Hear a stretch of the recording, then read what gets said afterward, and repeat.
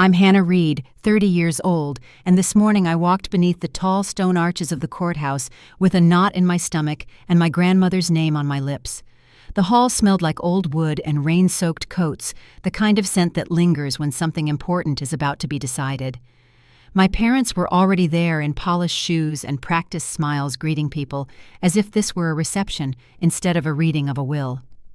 My sister's laugh traveled down the corridor, bright and effortless, and for a second it felt like I was 18 again, standing outside the circle I was born into. I tightened my grip on my bag, thinking of the way my grandmother used to pat my hand when the world felt unfriendly. Whatever happened inside that room, I told myself, would not erase what I had survived. The door opened, a clerk called my name, and somewhere in the soft shuffle of papers, I heard the past take a breath. By the end of the day, I would understand why my grandmother chose me and why my family never did. Before I go any further, tell me where you're listening from in the comments and tap like and subscribe if you've ever had to keep going when the people closest to you didn't believe in you. I grew up on the south side of Boston, in a 2-story house with a maple tree out front and a porch that creaked when you stepped on the third board. My mother taught elementary school, my father worked his way up through logistics, and they were strict in a way that liked results more than conversation. We were told to be useful, to keep our heads down, to make the family look good.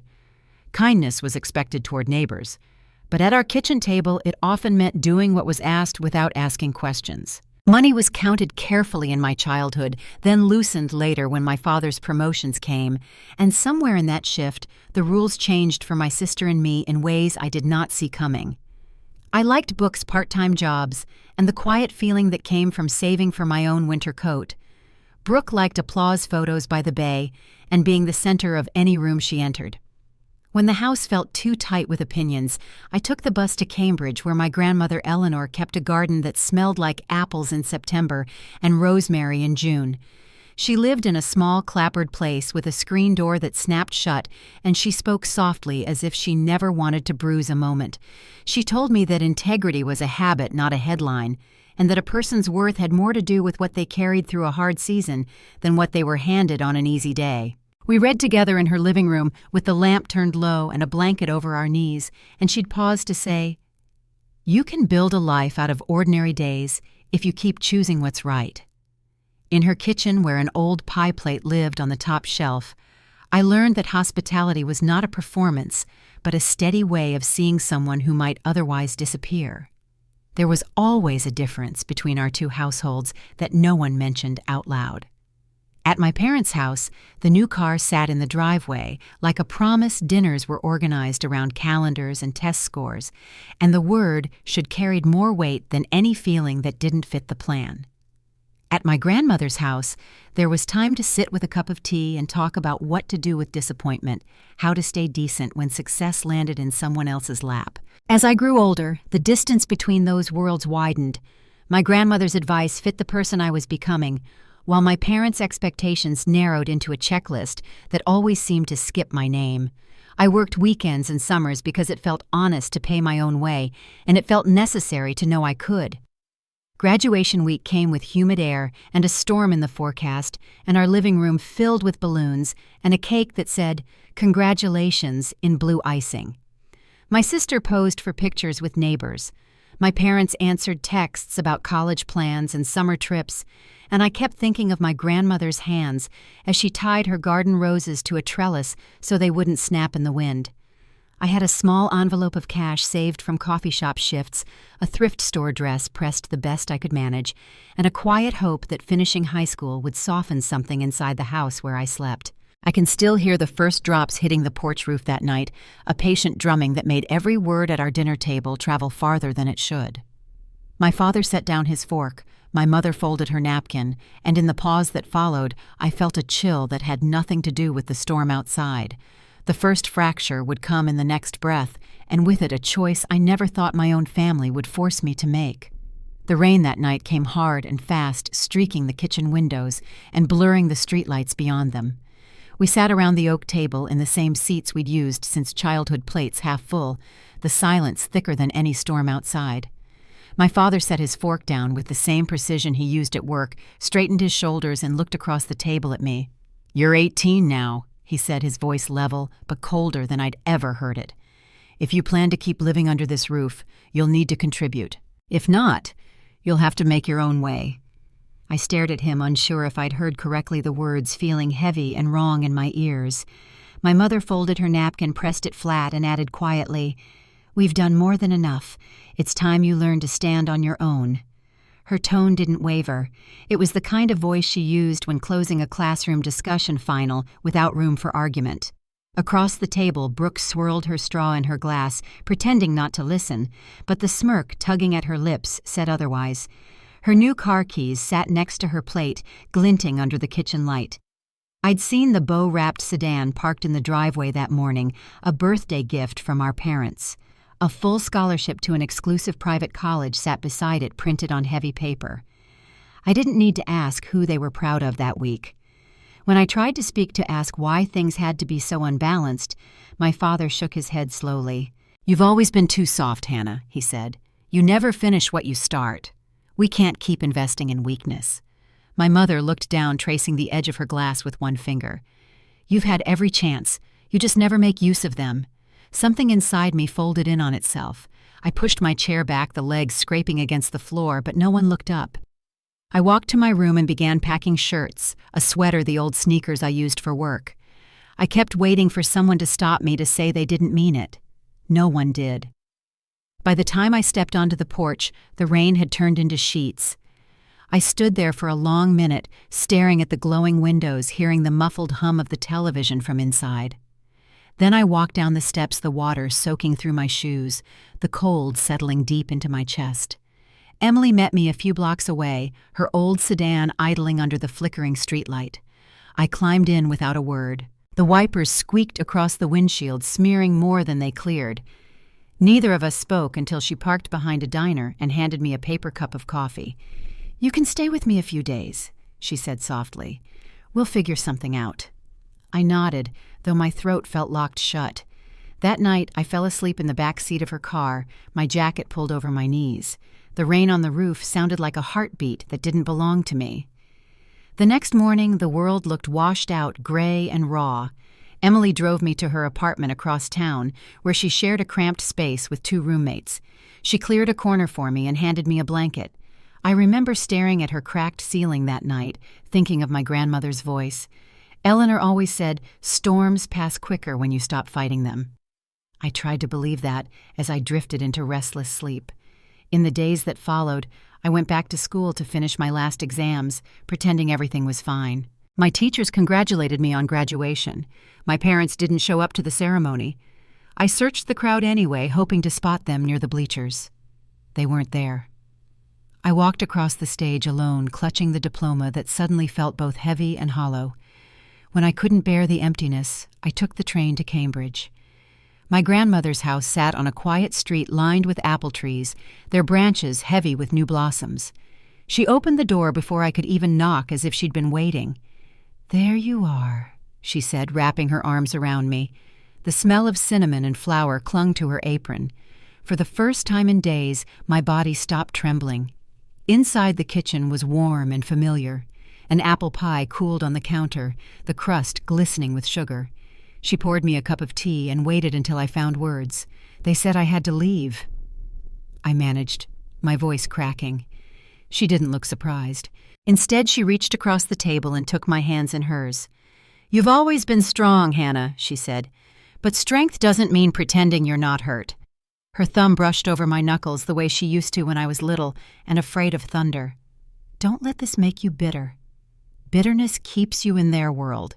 You have your own to build."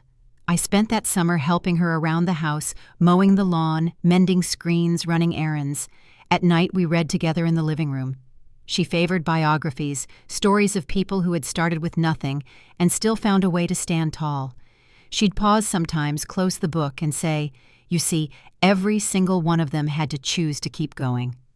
I began to see myself in those stories, the small victories hidden inside ordinary days. On weekends, she taught me her pie recipe, though mine never turned out quite right. The crust would crumble, or the apples would sink too low. She'd laugh and remind me perfection's for people who don't learn. I prefer the ones who do. It was in that kitchen, surrounded by the smell of butter and spice, that the ache in my chest began to ease. Still, each time the phone rang, I hoped it was my parents calling to take everything back. It never was. As the months passed, I found a part-time job at a coffee shop downtown. The pay was small, but it covered my classes at the local community college. Every time I came home smelling like espresso and burnt milk, my grandmother would leave a clean towel and a warm plate on the table. "Hard work leaves its own perfume," she'd say with a grin. When the bills stacked higher than I could manage, she'd slide a 20 across the counter, pretending it was leftover change. I'd try to refuse, but she'd shake her head. "This isn't charity, it's investment." Fall turned to winter, and my parents' silence stretched longer. I'd see Brooke's photos pop up online, smiling at college mixers, posing beside her car captions full of gratitude for the best family. Each picture felt like a small erasure.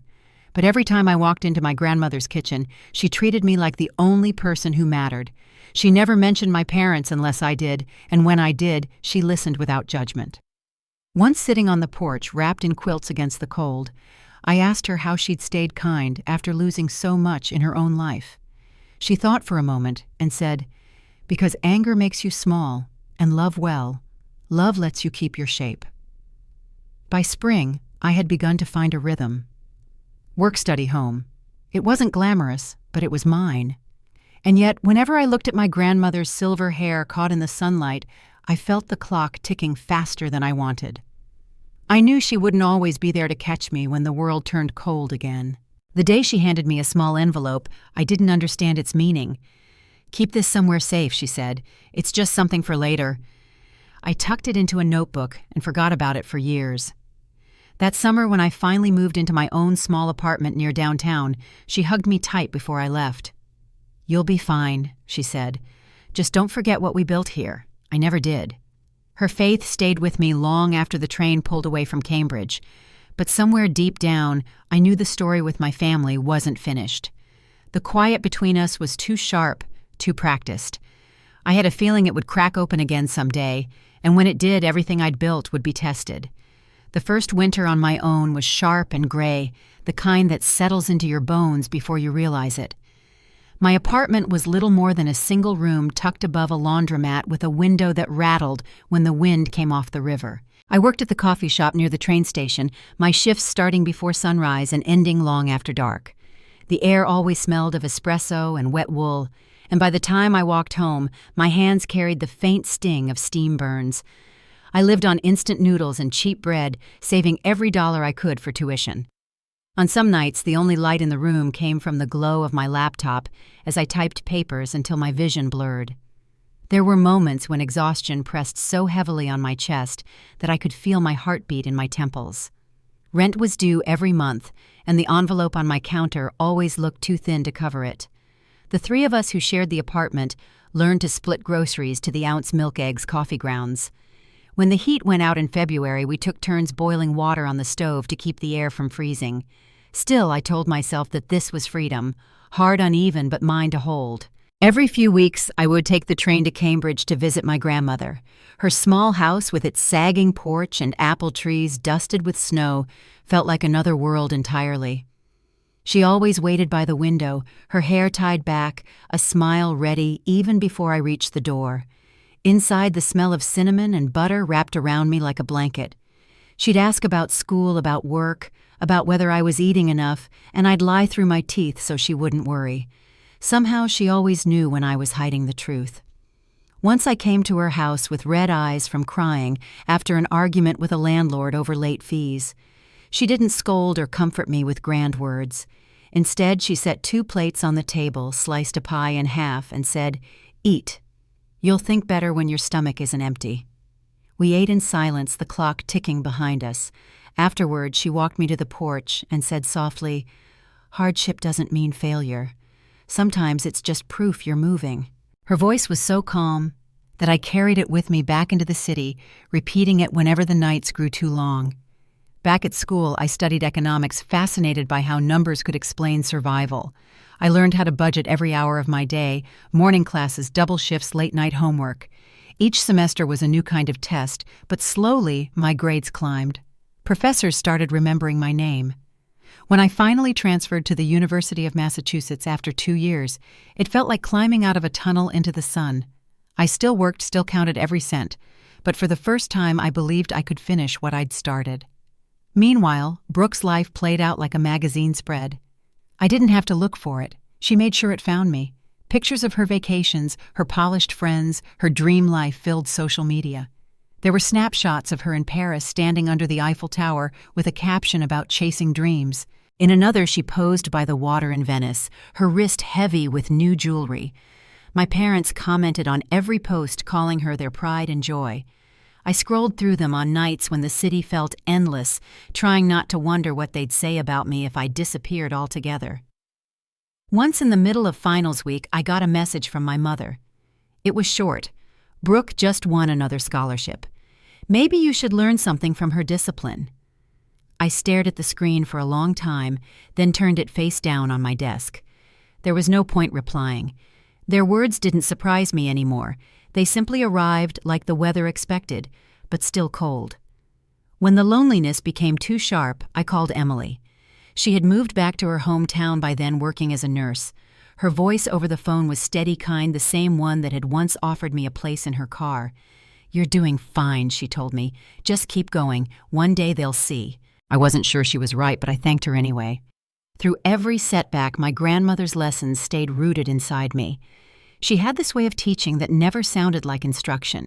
She simply lived by example.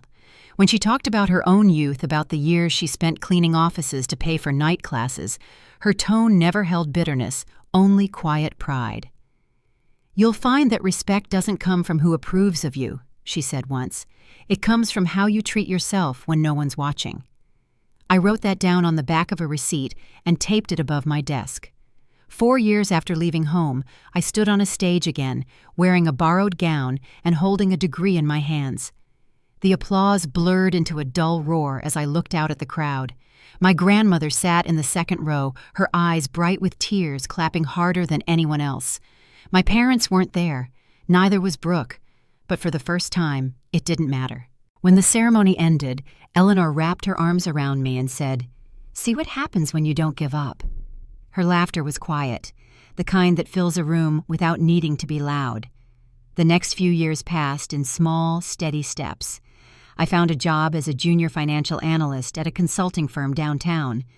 The pay wasn't much at first, but it was steady. I rented a modest apartment in the South End, 2 rooms, 1 small balcony, and enough light in the mornings to make the walls look golden. I bought used furniture, a plant that somehow survived my forgetfulness, and a bookshelf that always leaned slightly to one side. On weekends, I walked along the Charles River and thought about how far I'd come. I wasn't rich or remarkable, but I'd built a life that was mine from the ground up. Then, one crisp autumn afternoon, the call came. I was at my desk reviewing reports when my phone buzzed. The voice on the other end was careful and quiet, belonging to a relative I barely knew. "Hannah," she said, "I'm so sorry to tell you this, but your grandmother passed away this morning." I didn't speak. The hum of the office faded until I could hear only the sound of my breathing. My grandmother had been 81, fragile, but still sharp the last time I'd visited. I had known the day would come, yet it felt like the floor beneath me gave way. That evening, I sat by my window watching the sunset smear pink and orange across the sky. The city lights flickered to life one by one, but I couldn't shake the stillness inside me. I brewed a cup of tea the way she used to, though it didn't taste right. Every corner of my apartment reminded me of her, the apple-scented candle she'd bought me, the recipe card tucked between my books, the small photograph of us in her garden. The world kept moving, cars rumbling down the street, voices echoing from the sidewalk below, yet everything in me felt suspended, caught between what was and what would never be again. 2 days later, I received a call from a law office. The man introduced himself as Stephen Adler, my grandmother's attorney. His tone was formal, but not unkind. "Miss Reed, he said your grandmother's will is scheduled for reading next week at the Suffolk County Courthouse. You are named as a beneficiary and must be present." The words barely registered. I thanked him and wrote down the details, though my hand trembled as I did. That night, I lay awake replaying the conversation. I hadn't seen my parents or sister in over a decade. The idea of facing them in that courtroom made my stomach twist. I knew how they would appear elegant, composed, and ready to turn grief into performance. I could already hear my mother's practiced sorrow, my father's forced gravitas, Brooke's sympathy dipped in condescension. The thought alone left me restless. When the day finally came, I woke before dawn and dressed quietly. The city outside was draped in fog, the kind that softens every edge. As I crossed the courthouse steps, my pulse quickened. I hadn't realized until then that I was walking toward the very people who had shut their door on me all those years ago. Inside, the old building smelled of varnish and time. I followed the clerk's directions down a narrow hallway until I reached the conference room where everything would be decided. Through the glass pane, I saw them, my parents, sitting side by side, Brooke between them, all dressed as though they were attending a luncheon instead of a will reading. Their posture was perfect, their faces politely solemn. My mother noticed me first. Her expression flickered for only a second before she smiled the kind of smile meant for strangers. My father knotted his tie a sharp red against his gray suit. Brooke tilted her head, eyes bright with curiosity. I stood there, one hand on the door, feeling my pulse in my throat. In that moment, I understood that this wasn't just about an inheritance. It was a reckoning long overdue, a gathering of all the ghosts I had carried since the night I left home in the rain.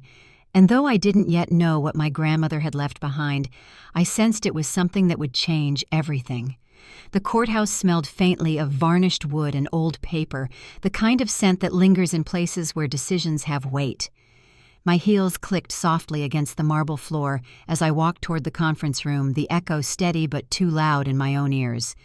When I stepped inside, the sight hit me like a memory I had spent years trying to forget. My parents and Brooke sat together at the long, polished table, dressed as though they were attending a gala instead of a reading of a will. My mother wore a fitted black dress with pearls that glowed under the warm light, her lipstick flawless. My father sat beside her, posture perfect, his expression, a blend of solemnity and pride. Brooke's hair fell in loose curls over her shoulders, her navy dress tailored to perfection. They looked untouched by grief, untouched by the years that had passed since they'd sent me away. I chose a seat several chairs down the leather cool beneath my palms. For a moment, no one spoke. Then my mother offered a smile too polished to be sincere. "Hannah, you look... well, it's been such a long time," she said, her tone wrapped in false sweetness. My father's voice followed, deep and practiced. "We'll make sure everything is handled properly. You don't need to worry about the details. We'll manage it for you." Brooke leaned forward slightly, resting her chin in her hand. "You've never really dealt with large sums before, have you?" she asked lightly. Her voice carried the same mockery it always had hidden under a coat of civility. I didn't answer. The door opened before I could think of what to say, and Stephen Adler entered, his briefcase in one hand and a neat stack of files in the other. His gray suit was simple, his manner professional yet calm. He greeted us, then sat at the head of the table, unfolding the first page of the will. The clock on the wall ticked steadily as he began to read, his voice clear and measured. "According to the last will and testament of Mrs. Eleanor Parker, signed and notarized on May 21st of last year," he said, glancing down at the document, "the entirety of her estate, including real property, financial accounts, securities, and personal assets, shall be transferred in full to her granddaughter, Ms. Hannah Reed." The room went still. I felt my breath catch, though I tried not to show it. My eyes lifted instinctively toward my parents. My mother's painted smile froze mid-curve. My father's hand twitched against his knee. Brooke's lips parted slightly, her face draining of color. For the first time in my life, they didn't have words. Stephen continued reading, his tone unwavering. "Furthermore, the will specifies that there will be no trust, no guardianship, and no intermediary management of assets. Full control and decision-making authority are vested solely in the beneficiary, Ms. Reed." I heard my grandmother's voice in my memory, soft but certain. "You don't need their approval. Just write your own story." The silence stretched until it became unbearable.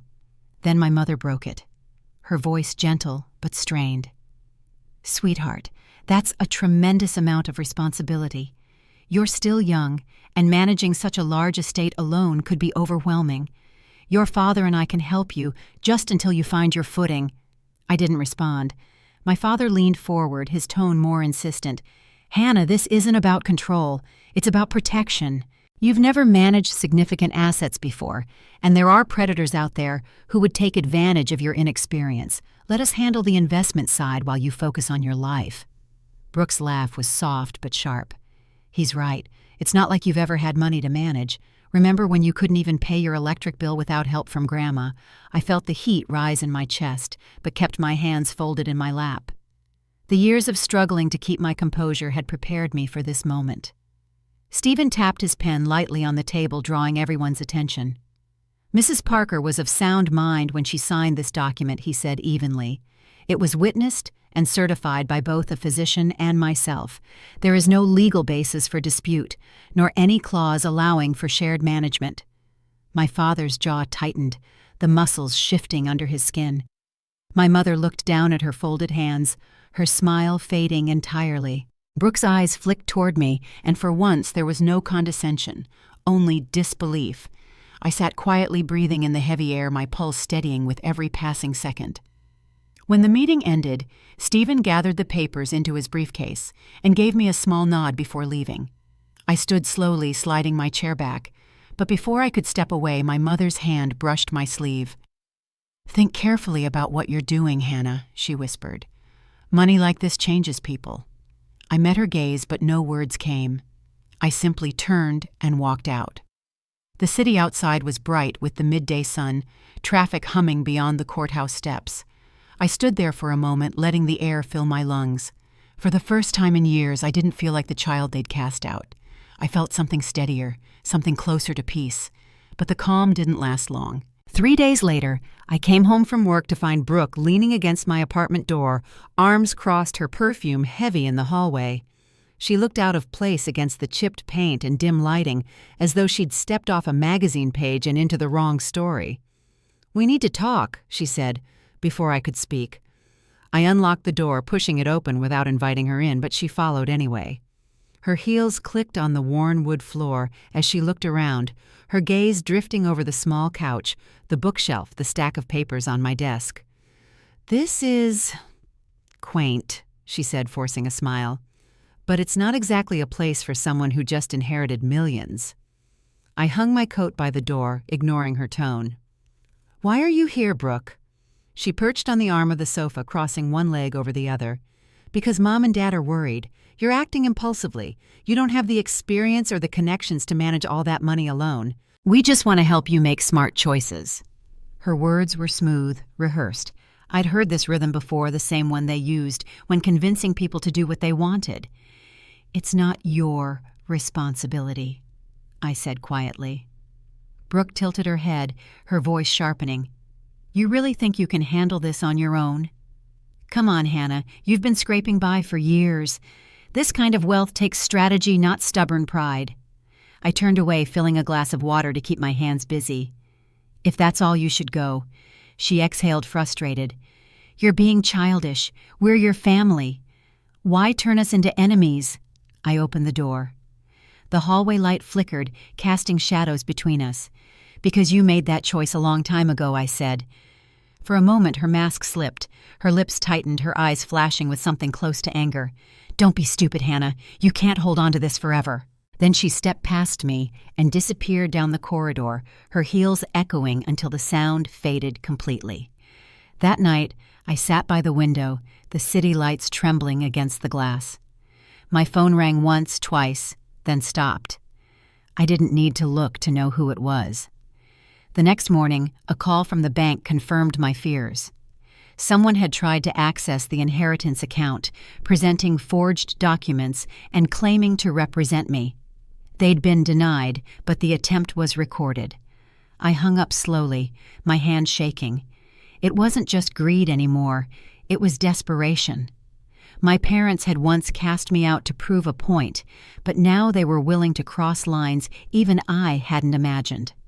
I opened the drawer of my desk, pulling out the old letter my grandmother had written on my 21st birthday. The ink had faded slightly, but her handwriting was still steady.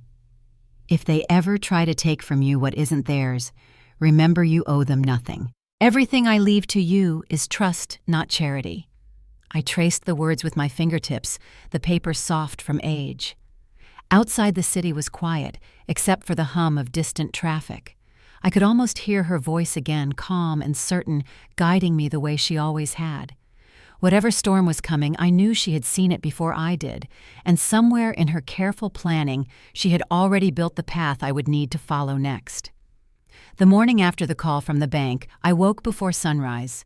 The city outside my window was quiet, the streets washed silver by the early light. I made coffee and sat at the table staring at the steam curling from the cup. The anger from the night before had cooled into something steadier, a need to understand exactly what my grandmother had put in place. She had been a woman who thought through every detail. If she had protected me once, I needed to know how far that protection went. I called Stephen Adler's office as soon as they opened. His assistant transferred me to another attorney, a man named Daniel Harris. His tone over the phone was calm and familiar. "Eleanor spoke of you, often," he said. "She trusted me with some documents that were meant for you in case your family tried to intervene." He invited me to meet him later that morning at his office near Copley Square. The building was old brick with tall windows and a brass nameplate beside the door. Inside, the air smelled faintly of polished wood and paper. Daniel Harris stood as I entered, tall and thin, with a kind of quiet authority. His hair had gone gray at the temples, and when he shook my hand, his grip was steady. "I knew your grandmother for nearly 30 years, he said, gesturing for me to sit. "She was sharp until the very end. Nothing she did was without reason." He opened a large file and began laying out documents across the desk. "Your grandmother anticipated what's happening now. She set up an additional legal structure, one that makes it nearly impossible for anyone to touch the estate without your written consent." I leaned forward as he spoke, tracing my eyes over the crisp pages filled with signatures and seals. Daniel explained that beyond the formal will, Eleanor had created a protective clause. If any relative tried to contest, forge, or access funds illegally, they would forfeit all rights to any claim. "She left specific notes naming your parents and your sister," he said, tapping the paper. "It's airtight, Hannah. Even if they file suit, they'll lose the moment this is presented." For a moment I couldn't speak. The quiet hum of the city outside the window felt distant. She had known every scheme, every manipulation, and had built a defense long before I even realized I'd need one. "She saw their nature clearly," Daniel continued, "and she wanted you to know that her choice wasn't about punishment, it was about trust." He reached for a small leather-bound notebook from his bookshelf. The cover was worn smooth from years of handling. "She left this for you," he said, placing it gently in front of me. "She asked that I give it to you only when the time was right. I believe that time is now." I opened it carefully, my fingertips brushing over her handwriting. The first pages were simple grocery lists, recipes, small notes about her garden. But as I turned the pages, her words deepened. In one entry she had written, "Victor will question my clarity. Diane will claim coercion. Brooke will use charm and ridicule to make Hannah doubt herself. But I know my mind, and I know my granddaughter." My eyes blurred as I read further. "If they try to take what does not belong to them, that is why I chose her. She understands the value of earning, not inheriting." I closed the notebook and held it against my chest, the smell of old paper and ink filling the air between us. Daniel waited in silence, then said, "Eleanor wanted you to remember that this inheritance isn't just wealth, it's responsibility, and she knew you'd handle it with care." He paused before adding, "Your parents have already filed an initial petition to review the will. We'll respond and we'll win." The words settled in slowly. The idea of walking into a courtroom with my parents on the other side felt unreal. But beneath the fear, a quiet strength began to take shape. I thanked Daniel, and as I stood to leave, he said, "Your grandmother always believed you'd be ready for this." She was right. Outside, the city had come fully alive. The wind carried the scent of roasted chestnuts from a street cart, and people hurried past wrapped in scarves. I tucked the notebook into my bag, feeling its weight like a promise.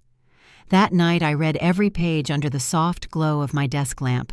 She had written about small things, the way sunlight hit her garden fence, the The sound of rain on the porch roof, but scattered among those lines were words that felt meant for this very moment. You owe them no apology for becoming who you are. Silence is not weakness, sometimes it's strength. When I finally closed the notebook, it was past midnight. The apartment was still. Somewhere in the distance, a train horn echoed through the city. I placed the book beside the letter she had given me years earlier, both resting like anchors against the storm that was gathering. 2 weeks later, the hearing date arrived.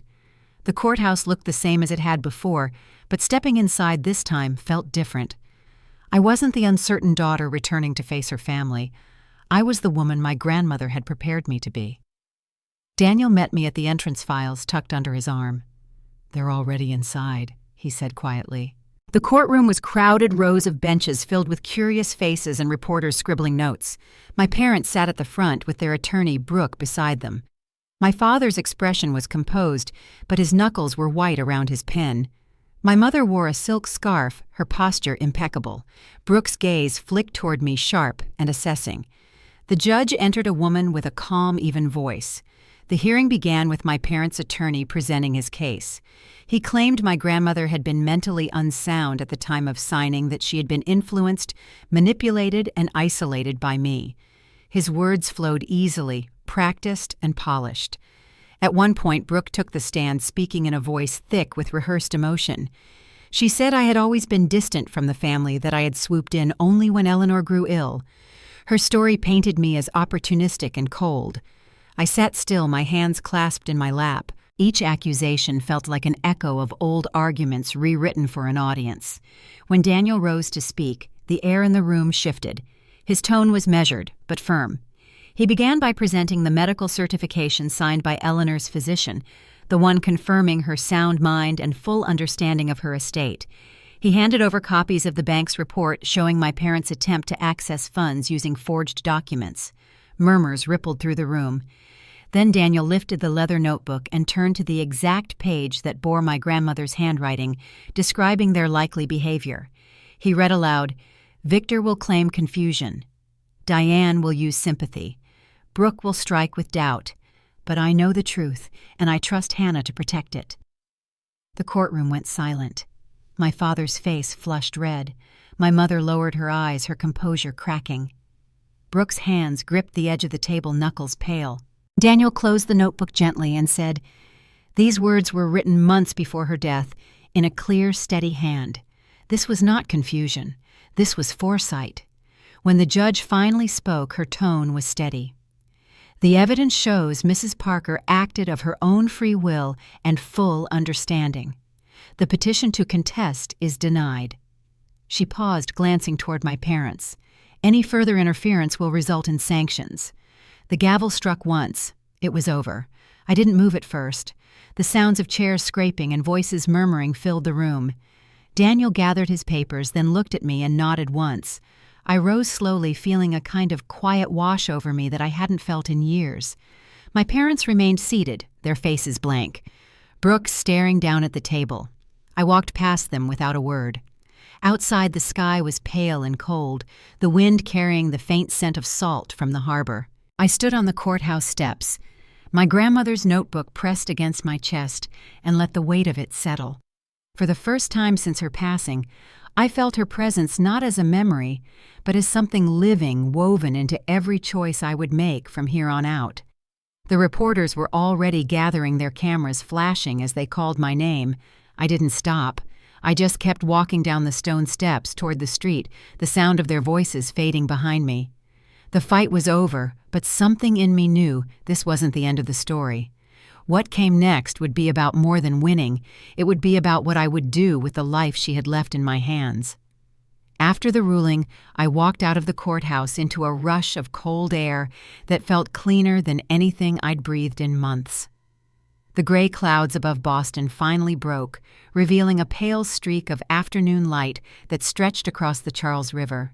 Daniel walked beside me in silence, the sound of his shoes clicking against the stone steps, steady and sure. When we reached the bottom, he stopped and turned toward me. "It's over," he said quietly.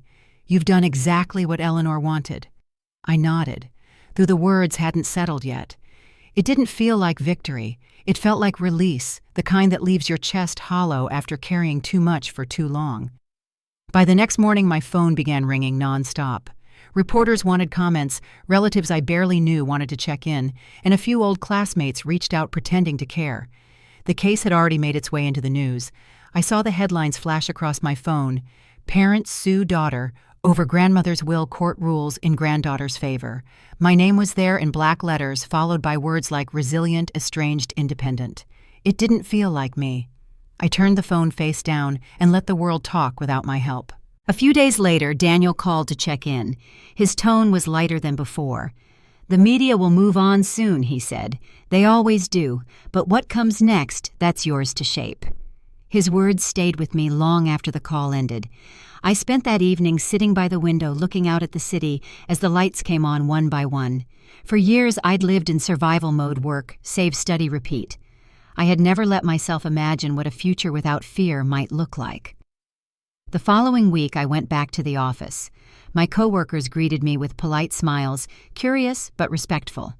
My desk was exactly as I'd left it: neatly stacked files, a coffee mug still half full of pens, a photo of my grandmother beside the monitor. The routine steadied me. There was comfort in work that didn't ask questions about family or legacy. By evening, I walked home with a quiet clarity. The inheritance wasn't a burden, it was a foundation, and I finally knew how I wanted to use it. That night, I called Emily. She listened as I told her everything: the trial, the notebook, the way my grandmother had thought through every detail. When I finished, there was a pause on the line before she said, "She didn't just leave you money, Hannah. She left you direction." She was right. For years, Eleanor had talked about wanting to help people who reminded her of me, the ones who had to start from nothing. I could almost hear her saying, "If you can make the path easier for someone else, that's how you honor what you've been given." Over the next few months, that idea became something real. I worked with Daniel and a financial advisor to establish a nonprofit in my grandmother's name, the Eleanor Parker Foundation. Its purpose was simple scholarships, housing grants, and mentorship programs for students from fractured or underprivileged homes. I wanted it to reach people who knew what it felt like to be told they didn't belong. When the paperwork was finalized, I visited Cambridge to see the house that had started it all. The garden was overgrown, the fence leaning slightly, but the air still carried the faint scent of apples. Standing there, I felt her presence everywhere. Back in the city, life began to find a new rhythm. The news about my parents faded from headlines, but the effects lingered. Their friends, the ones who once filled their dinner parties, had distanced themselves. My father retired quietly from his company under the pretext of health reasons. My mother left her teaching job after too many awkward conversations in the staff room. Brooke disappeared from social media entirely. I didn't reach out. It wasn't out of anger, it was out of understanding. Some silences are necessary. On an early spring morning, I received a small envelope in the mail without a return address.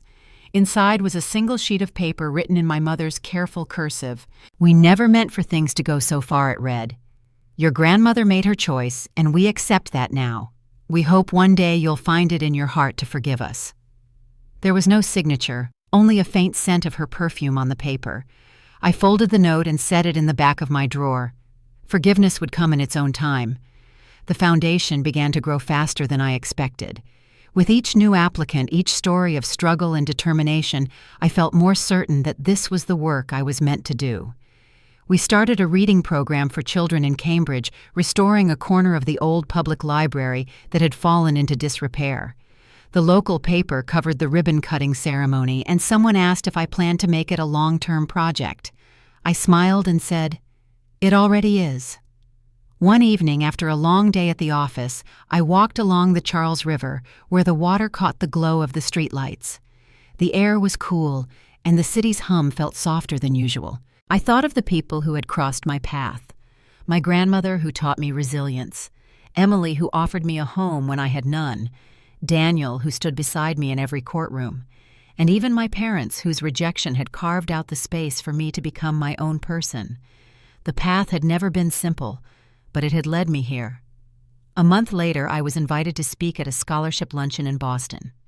Standing at the podium, I looked out at rows of young faces, some nervous, some hopeful. I told them about a woman who had believed in me before I believed in myself, about the way small acts of kindness can echo for years. When I stepped down from the stage, a young woman stopped me. She couldn't have been more than 19 with dark hair pulled into a neat braid. "Ms. Reed," she said shyly, "I just wanted to thank you. The scholarship I received means I can stay in school this year." She pressed a folded note into my hand and hurried away before I could answer. Later I opened it. "You don't know me, but your story gave me hope." That night I sat in my living room with the city lights flickering through the window. On the coffee table lay my grandmother's notebook, still worn at the edges. I turned to the last page where she had written one final line, "The world can be unkind, but you don't have to be." I closed the cover and smiled. A week later, I drove out of the city toward the suburb where I had grown up. It had been years since I'd seen the White House with the maple tree in front. The paint had faded the yard smaller than I remembered, but the sight no longer hurt the way it once had. I parked across the street and sat for a while watching the curtains shift in the upstairs window. Somewhere inside that house I had learned what it felt like to be unwanted, and somewhere far beyond it I had learned what it meant to belong. As dusk settled, I started the car and turned back toward the city. The radio played softly, the hum of tires steady beneath the melody. For the first time in a long while, the road ahead felt open, not to escape something, but to move toward whatever came next. The battles behind me had shaped me, but they no longer defined me. The foundation was growing my work steady, my circle small, but true.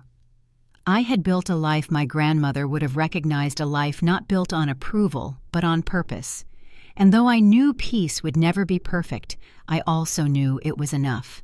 Somewhere in the back of my mind, I could still hear her voice, clear and certain as ever. "You don't need their approval.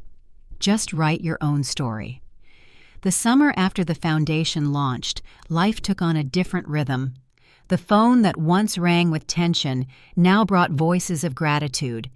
Students sharing their acceptance letters, single mothers beginning night classes, young people who finally felt seen. Every story reminded me of my grandmother's quiet belief that dignity mattered more than approval. I spent my mornings reviewing grant applications and my evenings walking along the river, the hum of the city soft against the water. It wasn't peace exactly, but it was close enough to feel like healing. News of the court case had mostly faded, but its shadow still lingered in certain circles. Once in a while I'd hear my parents' names mentioned in whispers, how Victor Reed had left his firm, how Diane had sold her jewelry to cover debts, how Brooke was struggling to find steady work after her reputation took a hit. I didn't take pleasure in it, but I didn't chase it away either. Some lessons I knew arrived only when pride was stripped bare. One afternoon in late August, I received an email from a local university inviting me to speak at their annual financial literacy summit. They wanted me to share my story, how I'd built stability after hardship, how the foundation began. I hesitated before replying. The thought of standing in front of a crowd and speaking about the past felt heavier than I expected, but I knew it mattered. I accepted, and 2 weeks later found myself on a stage under warm lights, the room filled with students and community leaders. When I finished speaking, the audience rose in quiet applause. Afterward, several attendees came up to shake my hand, their faces full of kindness. As the crowd thinned, I noticed a woman standing near the exit, her posture uncertain.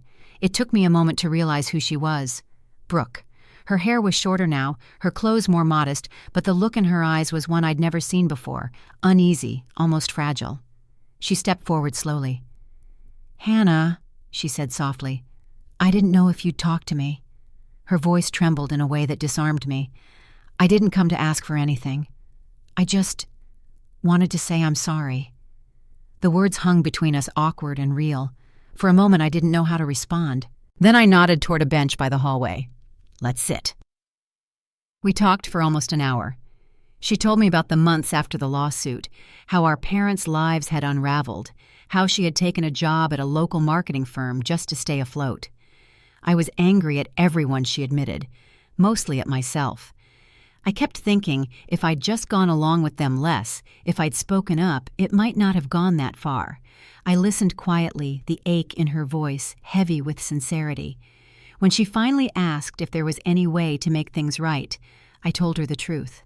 "I don't know," I said, "but maybe it starts with honesty." She nodded, eyes glistening, and for the first time in years, the distance between us began to shift. That evening I called Daniel to tell him about the meeting. "Your grandmother would have liked that," he said. "She believed in closure, but only when it was earned." His words stayed with me through the night. The next morning I received another surprise, an invitation from a journalist who wanted to feature the foundation in a national publication. The thought of sharing the story on such a scale was daunting, but it also felt like the right moment. If the world was going to remember the Reed name, it should be for something worth remembering. The interview took place in the foundation's small office overlooking Tremont Street. The reporter, a calm woman named Julia Price, asked questions that went deeper than I expected. "When people hear your story," she said, "they see strength. But what did it actually take to stand up to your family?" I paused, looking out the window at the steady stream of traffic below. "It took remembering who raised me," I said, "and realizing that love doesn't always come from where you expect it comes from, where it's earned." A month later, the article was published under the headline, "From Estrangement to Empowerment: How One Woman Built a Legacy from Loss." And the story spread quickly. Donations to the foundation tripled, my inbox filled with letters, some from strangers, others from people who had been through their own battles with family and inheritance. Each message carried a piece of understanding, a small echo of what my grandmother had always believed, that truth doesn't just set you free, it ripples outward. Not long after, I received a certified letter with no return address. Inside was a formal apology signed by both my parents. The handwriting was neat, restrained, almost professional. They wrote of regret, of mistakes they couldn't undo, of a desire to someday make amends privately. At the bottom, my father had written one last line in his familiar hand: "You were right to walk away."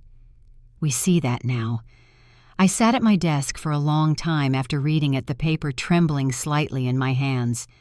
I didn't respond right away. Forgiveness is never as quick as apology. But when I folded the letter and placed it beside my grandmother's notebook, I felt something inside loosen, like a door creaking open after years of being shut. Autumn came early that year. The trees along the river turned shades of amber and rust, their reflections flickering across the water. The foundation hosted its first major gala in late October, a quiet evening of donors, students, and community partners. Daniel attended standing near the back with a proud smile that reminded me of my grandmother's calm approval. Emily was there too, helping coordinate the event, her laughter carrying across the room. Midway through the night, as I stood on the stage to thank the crowd, I caught sight of two familiar faces near the entrance, my parents. They didn't try to approach, didn't draw attention. They simply stood together watching. My mother's hands were clasped tightly, my father's shoulders slightly stooped, age showing more clearly than before. For a moment the room around me blurred, the applause fading into something softer. I nodded once in their direction, not as an invitation, but as acknowledgement. It was enough. After the event, I stepped outside into the crisp night air. The city lights shimmered on the water, and the hum of distant traffic blended with laughter from the nearby patio. Daniel joined me, his coat draped over his arm. "You've come full circle," he said quietly. "Eleanor would be proud." I smiled at that, the kind of smile that holds both gratitude and ache. "She gave me everything I needed to find my way," I said, even when I didn't see it. The night stretched on calm and clear. I thought of the girl I once was, the one standing in the rain outside her parents' house with a single bag and no plan. I wished I could tell her how far she'd come, how the things that broke her would one day build something lasting. As I walked toward my car, I looked back once more at the building where the gala lights still glowed. Inside, laughter rose again, warm and alive. I realized then that justice hadn't come through revenge or ruin. It had come through peace, through the life I had built beyond their reach. And though I didn't know what tomorrow would bring, I understood that the story wasn't ending. It was simply settling into its rightful balance, the way truth eventually does. The wind carried a faint chill as I turned the key in the ignition. Somewhere behind me, a voice I knew by heart seemed to whisper in the air. "You did well, my dear." I smiled, letting the sound of her words linger as the car merged into the quiet streets ahead, carrying me toward whatever waited next. The drive home that night was quiet, the city lights blurring past like faint memories. I kept one hand on the wheel and the other resting on my grandmother's old notebook, still sitting beside me after all these years. The air smelled faintly of rain, and the streets glistened under the amber glow of the lamps. For the first time in a long time, there was no weight pressing against my chest, only a calm, steady rhythm that felt like peace finally finding its place. When I reached my apartment, I didn't turn on the lights right away. I stood by the window and looked out at the skyline, the reflection of the city dancing on the glass. Somewhere out there, life was still moving fast, people rushing, chasing, trying to prove themselves.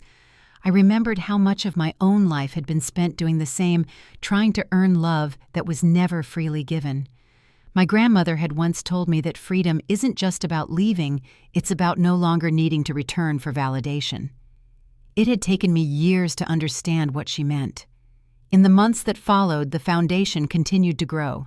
We partnered with local schools, launched mentorship programs, and helped more families than I ever could have imagined.